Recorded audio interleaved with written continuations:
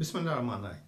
Supply chain के first lecture में मैंने बताया था कि आपकी जॉब जो है, तीन चीज़ें आपने फोकस करनी है जॉब को करने के लिए। नंबर एक, इंफॉर्मेशन। नंबर दो, जो गुड प्रैक्टिसेस हैं, 7 राइट्स जो हैं सप्लाई चेन मैनेजमेंट के, उनको फोकस करना है। और नंबर तीन, जो बेसिक कंसेप्ट हैं, इंटीग्रेशन है सप्लाई चेन मैनेजमेंट में, और उसका एवोल्यूशन है, उसकी सेगमेंटेशन है, उनको इस तरीके से फिट करना है अपनी जॉब में। मतलब आपने थ्योरी कुछ और होगी, आपने जो पढ़ा है वो एक ओवरऑल कंसेप्ट है, लेकिन वो कंसेप्ट आपकी उस जॉब के अंदर जो आपको दी गई है, जैसे पिछली 2 नंबर लेक्चर में बताया था कि हो सकता है आपको एक पोर्शन मिले, तो अब वो जो एक पोर्शन मिला है, आपने वो सारी थ्योरीज को किस तरह से उस उतने पोर्शन में फिट करना है। तो हो सकता है आपको लगे कि जी इसकी भी ज़रूरत नहीं, इसकी भी ज़रूरत नहीं, इसकी भी नहीं, तो जिसकी ज़रूरत है वो फिट होगा। तो वो जो जिसकी ज़रूरत होगी आपको,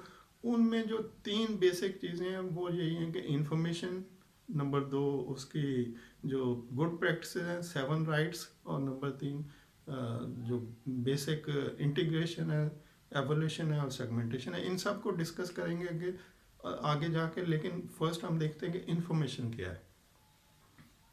इंफॉर्मेशन के ऊपर ऑलरेडी एक वीडियो कुछ चंद दिन पहले, शायद 1 वीक बिफोर अगर आप पीछे देखें, तो difference between transportation, logistic and supply chain management, तो उसमें इंफॉर्मेशन क्या होती है इसको डिटेल से डिस्कस किया हुआ, आप उसको देख लें। लेकिन मैं दोबारा भी बोल देता हूँ कि इंफॉर्मेशन से मुराद है वो डाटा जो आपको डिसीजन करने के लिए चाहिए।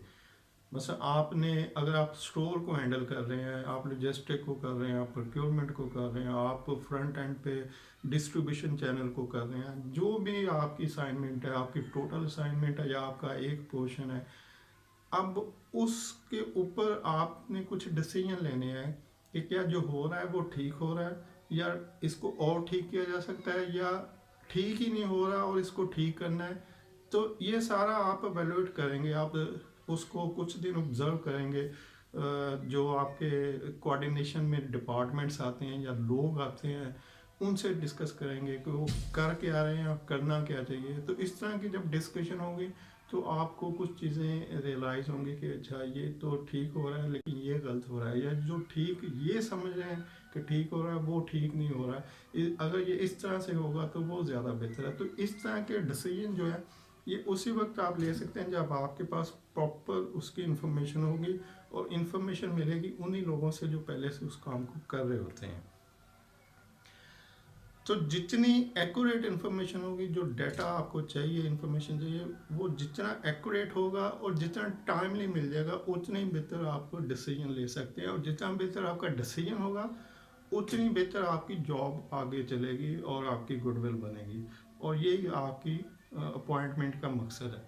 तो सारा आपने फिजिकली कुछ नहीं करना, आपने कहीं भाग दौड़ नहीं करनी, ग्राउंड के ऊपर कोई काम नहीं करना, कोई लॉजिस्टिक ट्रांसपोर्टेशन ट्रक नहीं चलाना। आपने जस्ट सीट के ऊपर बैठना है, इंफॉर्मेशन जो लोगों से लेनी है उसको इकट्ठा करना है, और उसी को देखते हुए डिसीजन लेना है कि ये हो क्या रहा है और मैं करना क्या चाहता हूँ, या कंपनी मैनेजमेंट मुझसे क्या डिज़ायर कर रही है, मेरी जॉब, मेरी अपॉइंटमेंट की बेस क्या है, उनको क्या चाहिए मुझसे।